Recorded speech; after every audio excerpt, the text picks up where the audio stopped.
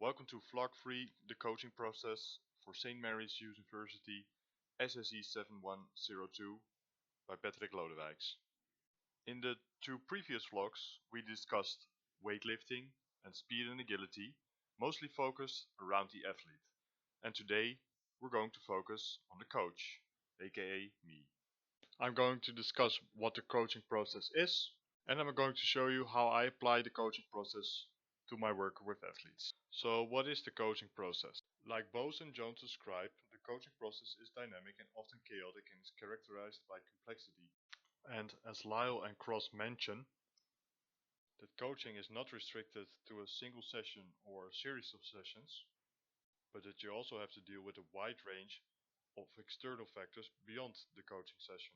In the image above, we can see all the variables which contribute to a successful coaching process and also a successful athlete-coaching relationship, which, according to Jowett and Cockerill from 2003, are all situations where the coach and athlete's feelings, thoughts and behaviors are interrelated.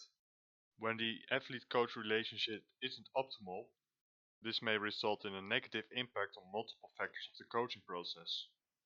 Therefore, it is important to understand how to best communicate with each individual athlete. In 2002, Moshton and Ashworth created a model with different teaching styles to use as a coach. These 11 different styles range from a teaching style whereby the athlete is fully reliant on the coach, to the other side, where the athlete is fully independent and self-taught. Now we will start looking at footage of the training session, and I will guide you through my thinking and different aspects of the coaching process. During the initial warming up, I use the time for some small talk and explain the goals of the training session. This saves me time and gives me the opportunity to invest in the athlete's well-being. In this training session, we also were limited in the amount of time we could spend.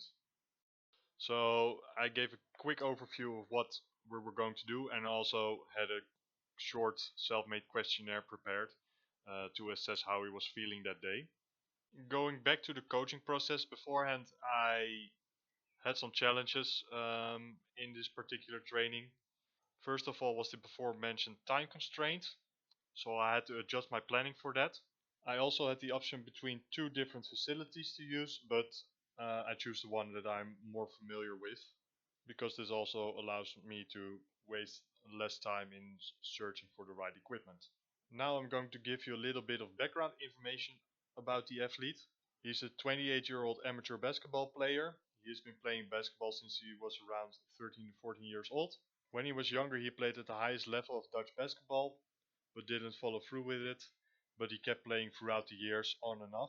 In 2021, he had a serious medical emergency, whereby he experienced a loss of sense in his left side of his body and also has reduced motor control on the left side of his body.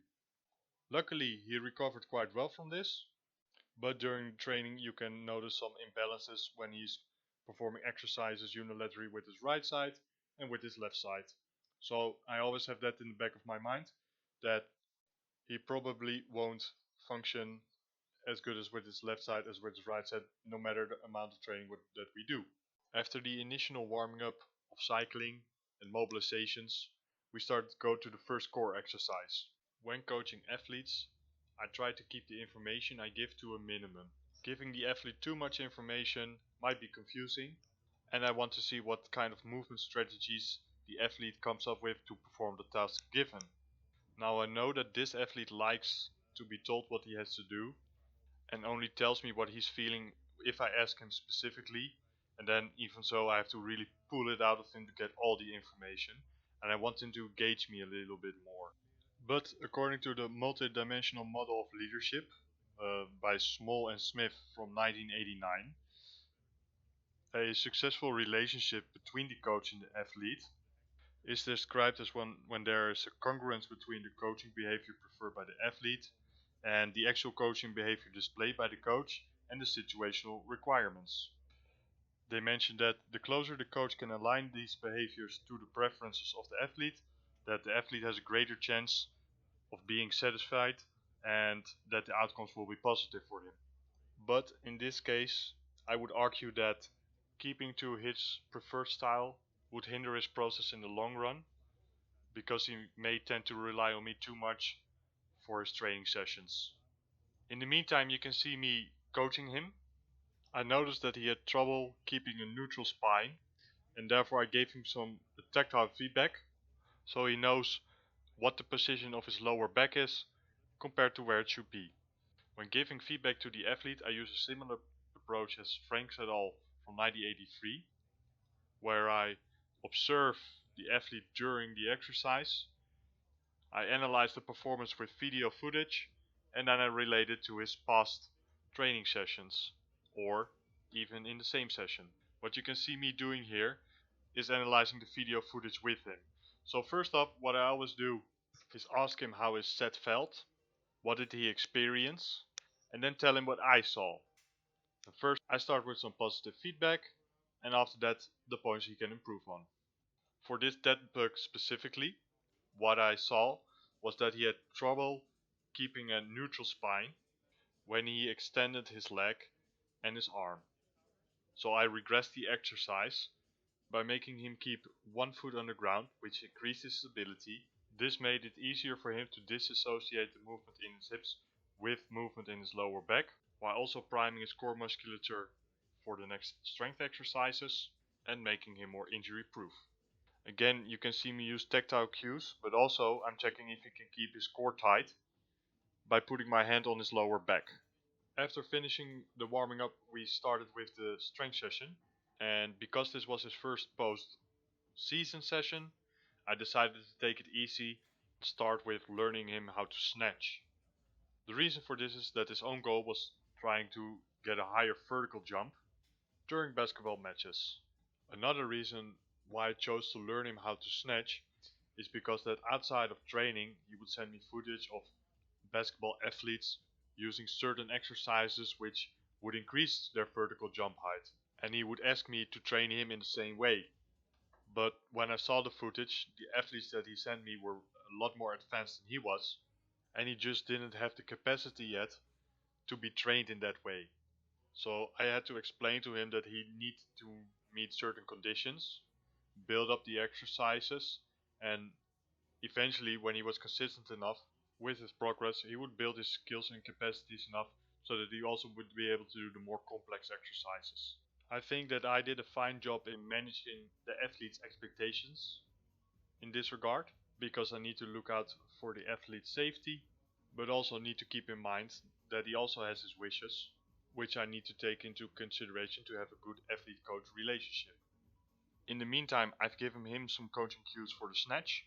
After that, I just let him try it out and see how he performs. What I think that I could have done better here is that I'm using a commanding coaching style. This means that all the decisions are made by me.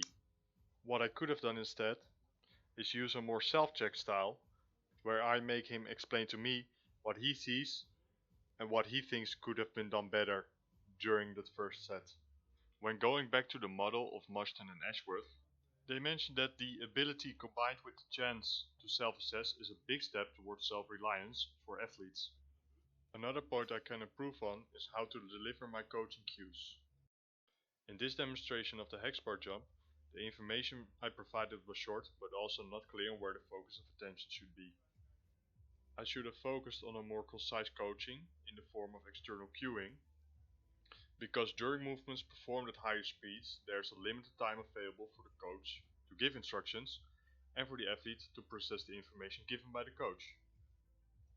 A few examples of the cues I could have given are push the ground away or get off the ground quickly, to keep the focus on his vertical jump height. To maintain a neutral spine, I could have said to keep his chest up or put his shoulders in his back pocket. Just like with the different coaching styles, paying more attention on how I deliver the information is something I will keep improving on for the next coaching sessions. When reflecting back on this session, I did well with the attention I gave the athlete, keeping the session enjoyable but with focus and making sure we hit our training goal even with the time constraint. In summary, the coaching process isn't focused on a single or series of sessions, but includes a wide range of variables. Tailor your coaching style to each individual athlete, but make sure they don't become dependent on the coach by involving them in the process. Delivery of coaching cues should be short and concise, with preferably an external focus of attention.